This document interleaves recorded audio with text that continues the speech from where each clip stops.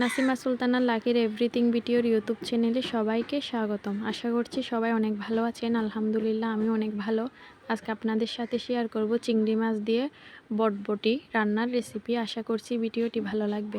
প্যানে পরিমাণ মতো তেল দিয়ে খুব ভালো করে গরম করে নিয়ে পরিমাণ মতো চিংড়ি মাছ ভেজে নিচ্ছি। হালকা একটু ভেজে নিব। চিংড়ি মাছের গায়ে কিন্তু আমি হলুদ এবং লবণ কিছুই মাখাইনি, দেখতেই পাচ্ছেন।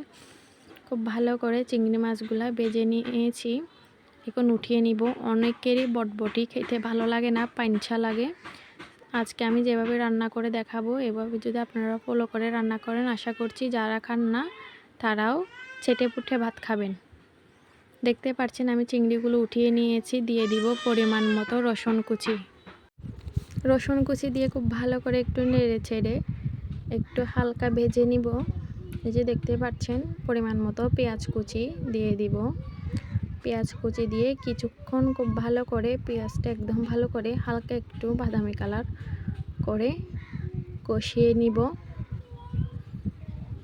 এই যে কষানো হয়ে গেছে প্রায়, দেখতে পাচ্ছেন। পরিমাণ মতো মরিচ দিয়ে দিব, পরিমাণ মতো হলুদ, পরিমাণ মতো ধনিয়ার গুঁড়া এবং জিরা গুঁড়া, পরিমাণ মতো হালকা একটু মাংসের মশলা এড করেছি।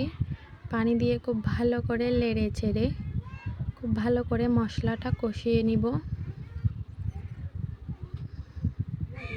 খুব ভালো করে কিন্তু নেড়ে ছেড়ে মশলাটা কিন্তু কষিয়ে নিচ্ছি। এই যে দেখতে পাচ্ছেন তেলটা কিন্তু একদম ভালো করে বেশি উঠছে। পরিমাণ মতো লবণ দিয়ে দিব। দেখতে পাচ্ছেন লবণ দিয়ে আবারও লাড়াচাড়া করে খুব ভালো করে মশলাটি কষিয়ে নিব। আসলে আমরা মশলাটা যত ভালো করে কষাবো ঠিক ততটাই কিন্তু তরকারিটা খেতে টেস্ট আসবে, ভালো লাগবে।